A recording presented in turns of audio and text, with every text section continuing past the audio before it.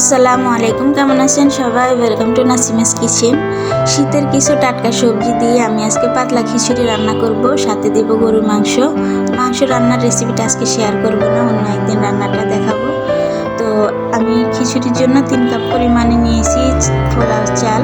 আপনারা চাইলে এখানে ভাতের চালটা দিয়েও খিচুড়িটা রান্না করতে পারেন। হাফ কাপ দিয়ে দিব আমি মুগ ডালটাকে আমি শুকনো তাওয়ায় টেলে নিয়েছি। আর 1 কাপ দিব মসুর ডাল। 3 কাপ চালের জন্য আমি 1.5 কাপ দিব ডাল। এখন এগুলোকে ভালো করে ধুয়ে পানি ঝরিয়ে একটা সাইডে রেখে দিব। আর এদিকে আমি কিছু সবজি কেটে নিব। সবজি আমি এখানে মিষ্টি কুমড়া, ফুলকপি, আলু, গাজর দিয়েছি। আপনারা চাইলে আপনাদের পছন্দ অনুযায়ী অন্যান্য সবজি দিতে পারেন। তো খিচুড়ি রান্নার জন্য চুলায় হাঁড়ি বসিয়ে পরিমাণ মতো তেল দিয়েছি আর আস্ত কিছু গরম মশলা দিয়েছি, এলাচ, দারুচিনি, তেজপাতা দিয়েছি। আর 1 কাপ দিয়েছি পেঁয়াজ কুচি। পেঁয়াজটাকে একটু বাদামি কালার করে ভেজে নিয়েছি। ভাজা হয়ে যাওয়ার পরে 1 টেবিল চামচ করে আদা বাটা, রসুন বাটা, জিরা বাটা দিয়েছি। এগুলোকে একটু ভেজে নেওয়ার পরে আমি দিয়েছি 1 টেবিল চামচ করে হলুদের গুঁড়া, মরিচের গুঁড়া আর দিয়েছি ধনিয়ার গুঁড়া। এগুলোকেও আমি মশলার সঙ্গে আবারও ভেজে নেব। ভাজা হয়ে যাওয়ার পরে দিব পরিমাণ মতো পানি। অল্প পরিমাণে পানি দিয়ে প্রথমে মশলাটাকে খুব ভালো করে কষিয়ে নেব। স্বাদ অনুযায়ী দিয়েছি লবণ। মশলাটাকে খুব ভালো করে কষিয়ে নিব, তাহলে মশলার থেকে যে বাড়তি গন্ধ আছে গন্ধটা চলে যাবে। মশলা কষানো হয়ে যাওয়ার পরে দিয়ে দিব সবজিগুলো। এখন সবজিগুলোকে খুব ভালো করে ভেজে নেব। সবজি ভাজা হয়ে যাওয়ার পরে দিয়ে দিব চাল ডাল। এখন এগুলোকেও খুব ভালো করে ভেজে নেব।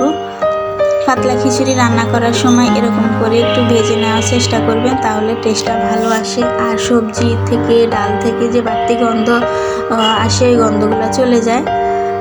অনেকে আছে হাতে মেখে রান্না করে, তো মেখে রান্নার চেয়ে এরকম একটু ভেজে নিলেই টেস্টটা ভালো আসে। ভাজা হয়ে যাওয়ার পরে আমি পরিমাণ মতো পানি দিয়েছি, দিয়ে এখন ঢেকে রান্না করব 10 মিনিটের জন্য। আমি পানির পরিমাণটা একটু বেশি দিয়েছি, যেহেতু খিচুড়িটা পাতলা করে রান্না করব।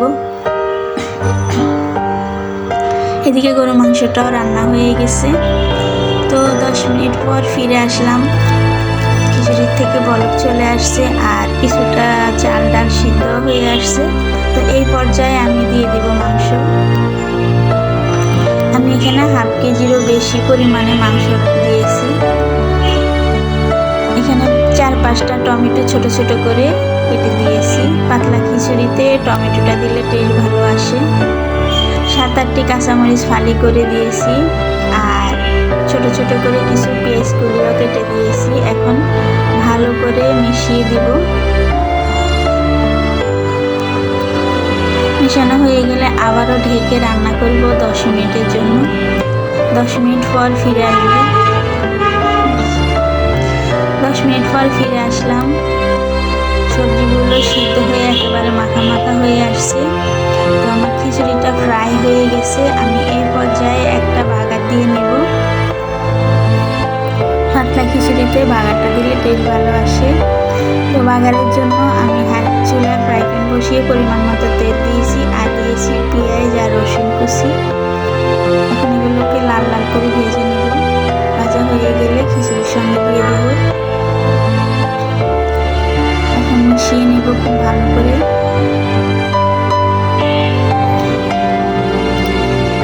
এই পর্যায়ে দিয়ে দেব ধনিয়া পাতা কুচি। ধনিয়া পাতা কুচিটা দিলে খিচুড়ির থেকে খুব ভালো একটা সেন্ট আসে।